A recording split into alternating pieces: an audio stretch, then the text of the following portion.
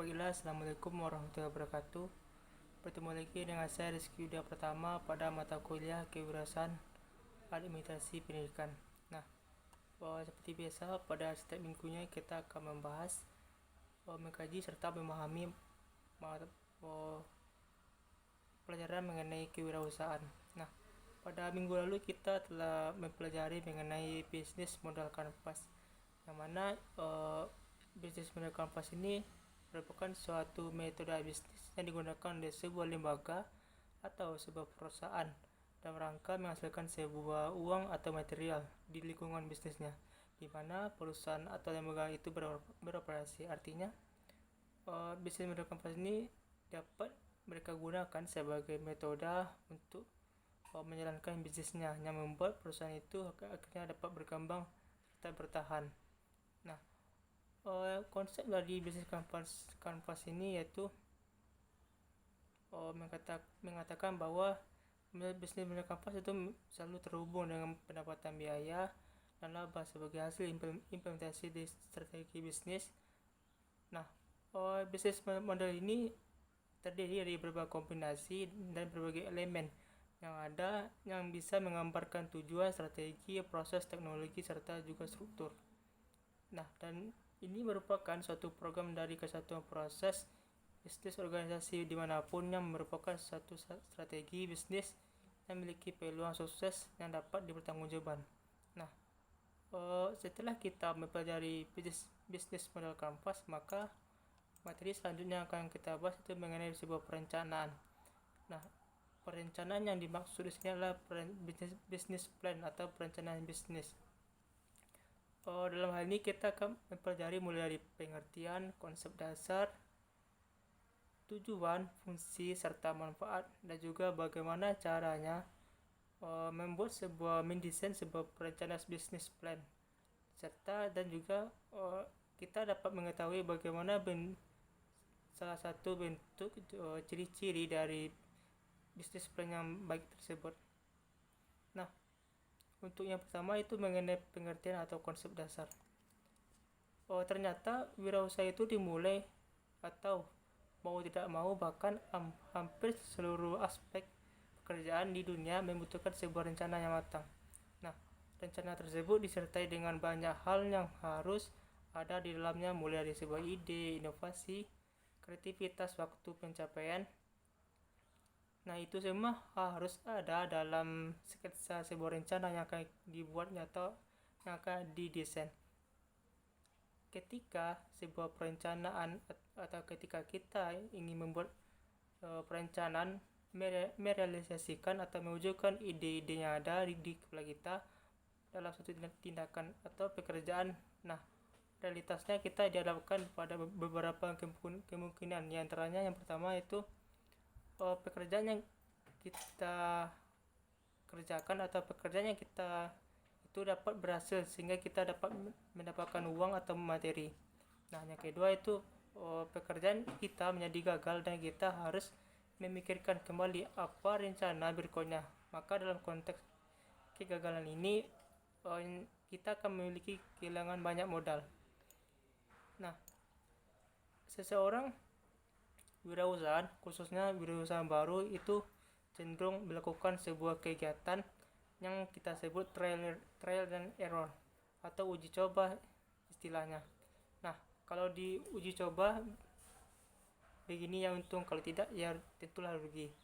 Tapi jika usaha yang dilakukan itu gagal, biasanya para calon wirausaha akan beralih ke usaha yang lain. Nah, inilah yang menjadi sebuah persoalannya.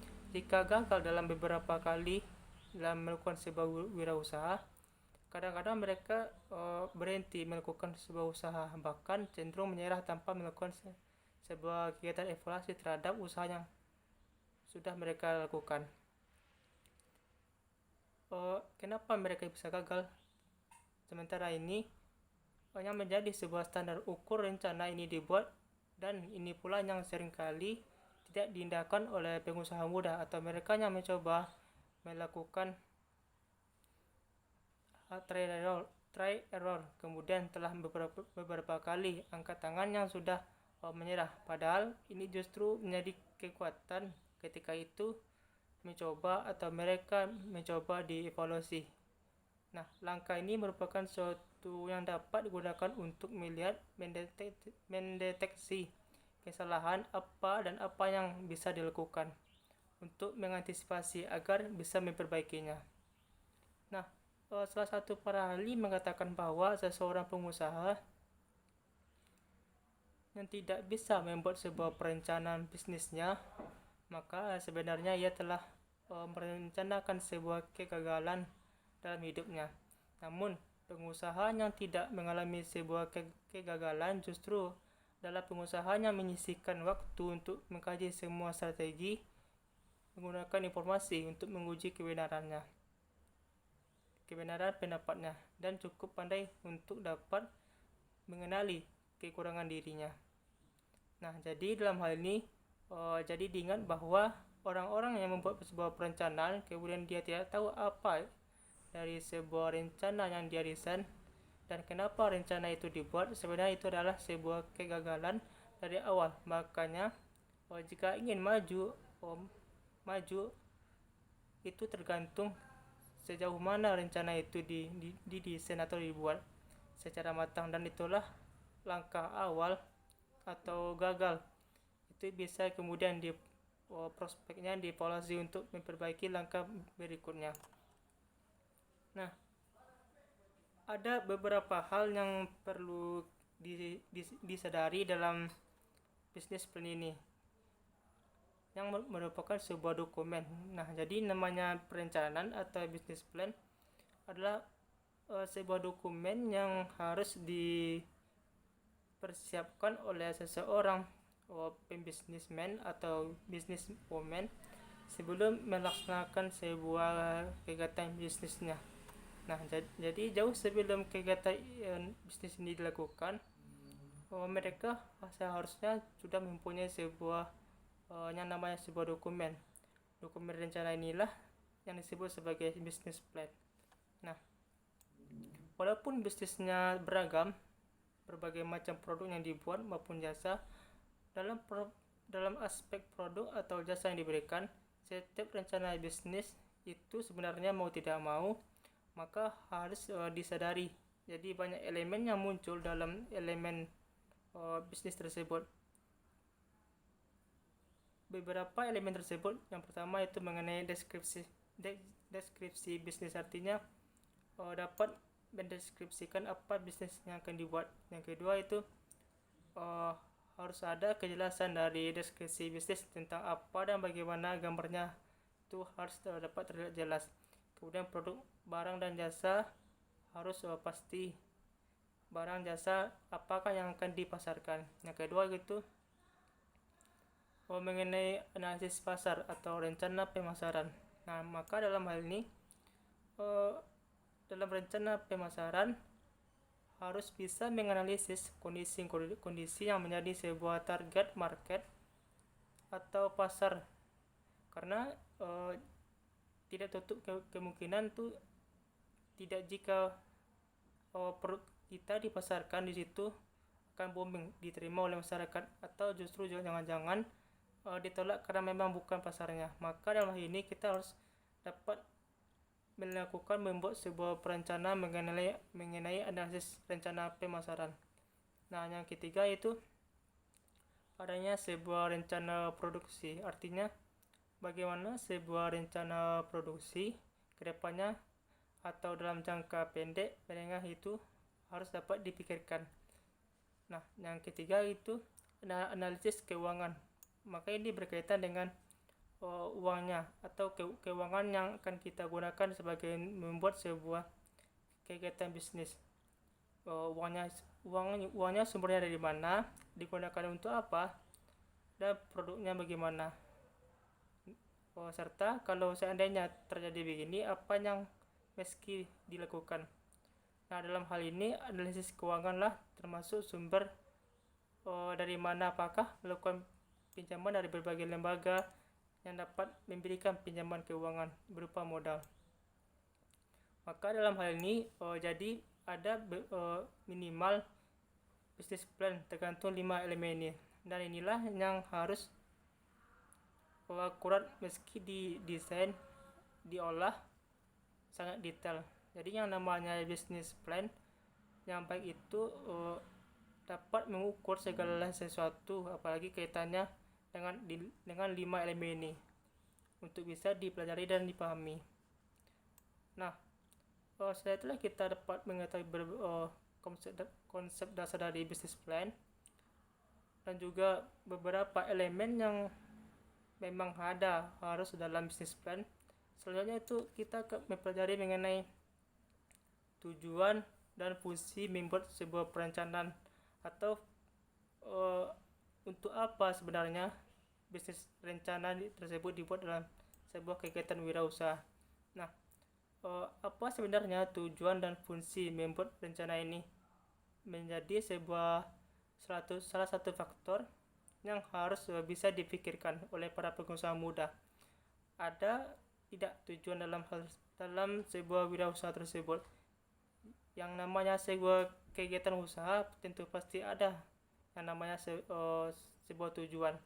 Nah, tujuan inilah yang harus dipikirkan oleh pengusaha muda tersebut dalam menjalankan sebuah kegiatan usahanya. Nah, tujuannya dalam sebuah bisnis plan tersebut, apalagi tujuannya adalah yaitu untuk sesuatu yang akhirnya bisa diukur sebagai businessman ke depannya. Meskipun telah diusahakan desain sedemikian rupa, tapi yang jelas seseorang yang ingin membuat sebuah kegiatan usaha itu memiliki sebuah tujuan. Di antara tujuan yang tersebut, yang pertama itu sebagai panduan bagi seseorang wirausaha yang muda atau calon sebagai wirausaha, yaitu untuk melaksanakan usahanya. Jadi ada kejelasan pedoman yang dia gunakan dalam hal menjalankan sebuah kegiatan usahanya. Itu yang pertama. Nah, yang kedua itu dapat mereka gunakan sebagai bahan evaluasi kelemahan yang mungkin terdapat dalam mereka melakukan kegiatan wirausahanya. Nah, sehingga mereka bisa dapat mengetahui bagaimana jika trial error atau sebuah kendala yang terjadi dan bagaimana kendala tersebut mereka perbaiki dan dikalkulasi, kemudian bisa mereka sempurnakan untuk kedepannya, sehingga beberapa hambatan tersebut bisa mereka perbaiki dan mereka sempurnakan sehingga tidak ada lagi permasalahan tersebut muncul di kedepannya. Nah, yang ketiga yaitu ternyata dapat digunakan sebagai pedoman oleh pihak eksternal atau pihak luar dari sebuah perusahaan atau kegiatan usaha yang kita buat. Nah, mereka dapat menggunakan ini sebagai pedoman dalam hal menilai kondisi usaha yang sedang kita lakukan. Dan ini rancangan usahanya baik sebenarnya dari business plan bisa dilihat harusnya bisa memberikan sebuah keyakinan kepada mereka. Pada pihak calon selaku mereka sebagai pihak calon penanam modal ini, maka kaitannya dengan analisis keuangan terhadap kreditor, investor untuk dapat mereka bisa menanamkan modal kepada wirausaha. Jadi mereka mempunyai sebuah keyakinan untuk dapat menanamkan modal kepada perusahaan kita. Nah, sehingga mereka memiliki indikasi mereka bahwa jika mereka menanamkan modal di perusahaan kita, maka mereka tidak akan rugi terhadap modal yang telah ditanamkan kepada kita, sehingga mereka bisa melakukan sebuah hubungan bekerja sama berbisnis karena semua pihak yang terlibat sangat akurat atau bisa diukur sangat baik. Maka dalam bisnis inilah mereka bisa mengetahui apakah mereka bisa melakukan penanam modal di bisnis kita. Jadi dalam bisnis plan tidak hanya sekedar sebuah catatan yang biasa seperti dokumen biasa, tapi di dalamnya harus memiliki sebuah detail yang dibuat, bahkan bisa digambarkan bagaimana bentuk kegiatan usaha yang dilakukan, seperti apa produknya, mulai dari perencanaan juga nanti dari serta pelaporan. Nah, dan yang terakhir yaitu mengenai tujuan dari mempunyai sebuah rencana adalah dalam bisnis plan, yaitu dapat digunakan sebagai dasar dalam memaksimalkan berbagai sumber daya yang kita punya, yang telah kita miliki. Juga sekaligus bisa memberikan sebuah dokumentasi terhadap perusahaan kita sendiri sebagai seseorang pengusaha tentang kondisi-kondisi investasi usaha yang kita miliki. Nah, dalam hal ini, jadi ini dapat kita jadikan sebagai dasar kita untuk memaksimalkan semuanya. Sehingga dari rencana bisnis inilah dapat kelihatan inilah sumber daya yang harus kita miliki, yang harus bagaimana kita bisa desain dari rencana bisnis plan ini. Nah, setelah kita mempelajari tujuan, maka selanjutnya itu mengenai ciri-ciri dari bagaimana sih salah satu ciri-ciri yang dapat kita indikasikan bahwa inilah sebuah perencanaan bisnis yang baik. Nah, ciri-ciri dari perencanaan bisnis yang baik ini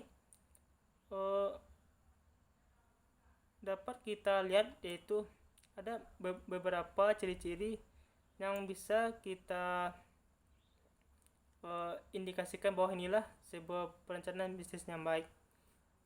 Nah, sehingga untuk itu ketika kita punya sebuah bisnis plan sendiri, kita dapat menilai apakah rencana ini sudah baik atau belum, atau bisa memberikan sebuah kritik menilai bisnis plan yang orang lain, yang kita bisa lihat apakah mereka dalam membuat perencanaan ini sesuai dengan syarat-syarat yang telah ditentukan, sehingga kita juga dapat menghasilkan bisnis plan yang baik juga. Adapun beberapa rencana beberapa ciri-ciri yang dapat mengindikasikan bahwa itu adalah sebuah perencanaan bisnis yang baik, itu yang pertama, ketika sebuah usahanya fokus pada visi dan misi dan tujuannya, termasuk dalam kegiatan usaha yang dilakukan. Jadi jika ini tidak terurai dengan baik, maka justru tidak jelas arahnya kemana dalam kegiatan usaha yang dibuat.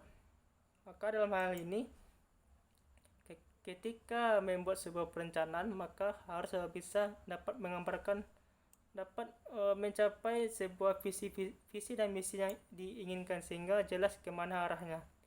Nah, yang kedua itu perencanaan usaha itu sebenarnya baru dikatakan sebuah perencanaan yang baik ketika memiliki sebuah rasionalitas dan fakta yang aktual, yaitu harus dapat menggambarkan atau harus bisa masuk akal, jangan meandai-andai terlalu tinggi.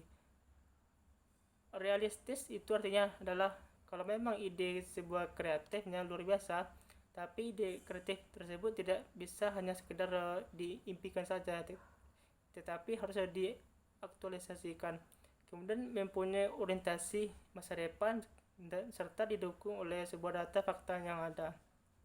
Nah, yang ketiga itu mengenai ciri-ciri dari perencanaan bisnis yang baik itu, perencanaan usaha dapat dipersiapkan untuk tindakan yang berkelanjutan, serta bisa mempertimbangkan kondisi-kondisi dan prediksi keadaan di masa akan datang.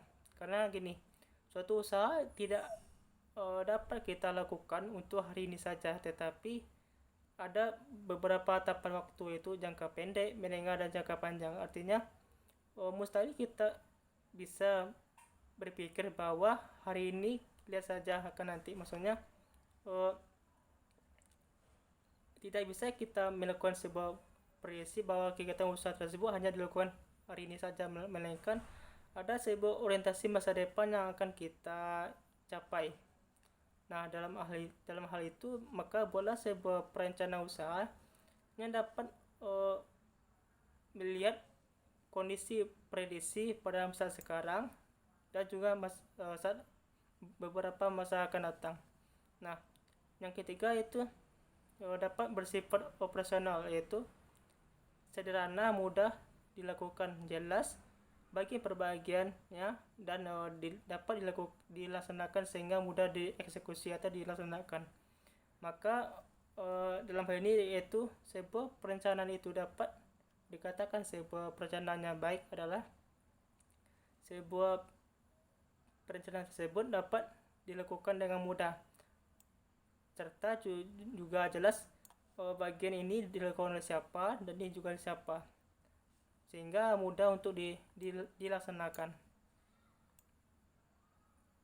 Nah, ada salah satu pendapat para ahli yang yaitu menurut dari Yusita yang mengatakan bahwa ada beberapa manfaat dari pengelolaan usaha ini yang harusnya bisa didasarinya, menurutnya itu berdasarkan perencanaan usaha. Nah, dan maka dalam ini jadi usaha yang dikelola menurutnya itu harusnya didasarkan oleh beberapa hal. Yang pertama yaitu perencanaan usaha seharusnya dapat dikatakan baik kalau itu dapat dijadikan sebagai alat pengawasan oleh si wirausahaan atau si orang yang mempunyai sebuah usaha tersebut. Nah, jadi mereka bisa gunakan itu sebagai alat untuk mengawasi, melakukan pengendalian dari kegiatan-kegiatan yang telah dilaksanakan, sehingga mereka dapat mengetahui apakah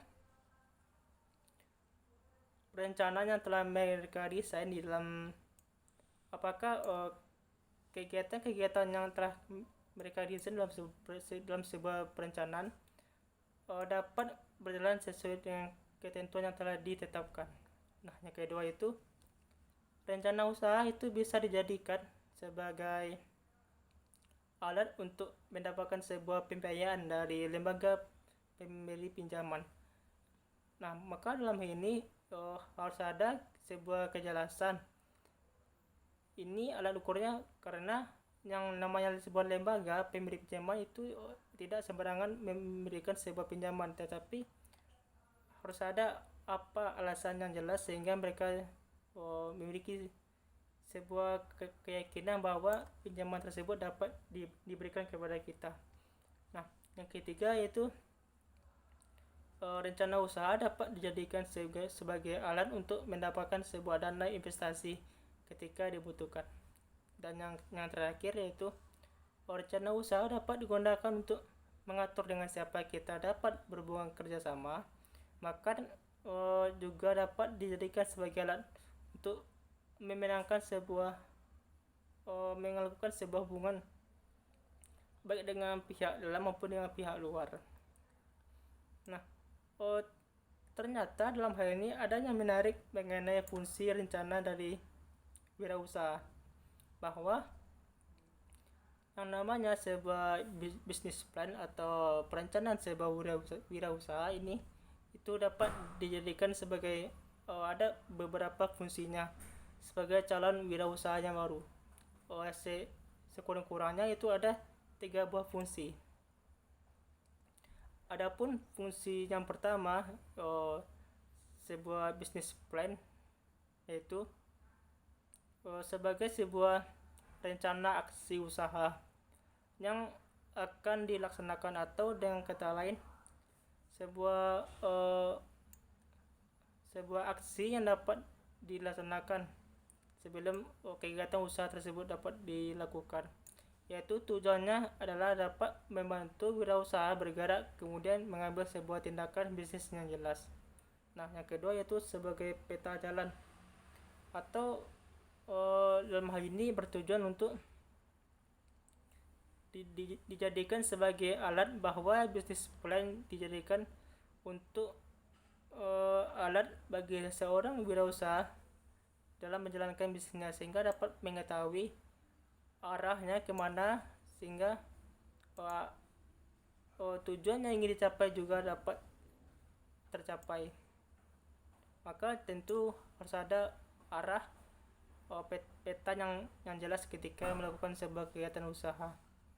Nah, yang ketiga yaitu dapat digunakan sebagai alat penjualan, sehingga sebuah perencanaan usaha merupakan alat yang bisa digunakan atau dimanfaatkan oleh para wirausaha dimanapun ketika mulai bisnis usahanya untuk bisa meyakinkan siapapun investor ataupun calon investor untuk mendapatkan investasinya di usaha yang dikelola mereka.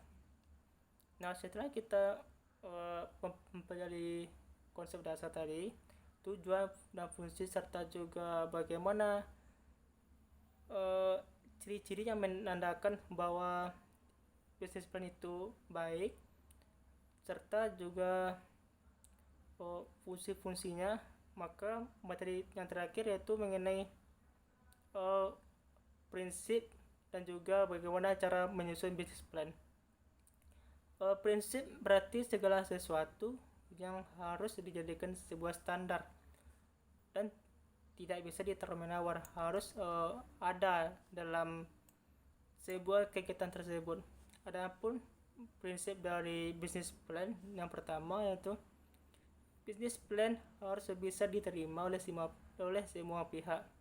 Jadi ketika bisnis plan didesain, maka semua pihak yang terlibat atau siapapun yang ikut dalam membuat sebuah perencanaan tersebut harus bisa menerima dengan realistis.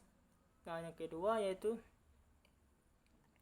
perencanaan usaha yang dibuat harus bersifat fleksibel, mengikuti keadaan dan realistis atau masuk akal. Yang ketiga yaitu dapat atau harus mencakup seluruh kegiatan usaha yang kita punya. Nah, jadi itulah beberapa prinsip yang memang harus ada dalam sebuah business plan yang dapat dijadikan sebuah standar dalam melakukan sebuah kegiatan usaha. Dan yang materi yang terakhir itu mengenai bagaimana cara kita untuk dapat menyusun business plan. Maka secara lebih baik ada beberapa sistematika yang jelas dalam membuat sebuah perencanaan bisnis plan. Artinya sistematika apa yang dapat kita perdebatkan dalam menyusun sebuah perencanaan bisnis plan. Adapun sistematika yang harus ada yaitu yang pertama adanya ringkasan yang jelas mengenai apa usaha yang akan kita buat, sehingga para investor ataupun kreditor itu akan dibanjiri dengan beberapa proposal permintaan hubungan kerjasama atau permintaan dana yang mungkin bisa berpotensi untuk menghasilkan hubungan kerjasama dalam hal melakukan permintaan dana, sehingga maka dalam ini sebuah yang menjadi pemilik usaha itu harus bisa membuat sebuah ringkasan yang dapat menarik perhatian bagi calon-calon investor tersebut maupun calon kreditor. Nah, yang kedua yaitu harus terurai deskripsi produksi dari profil usaha yang kita punya. Nah, yang ketiga yaitu adanya sebuah analisis pasar atau market.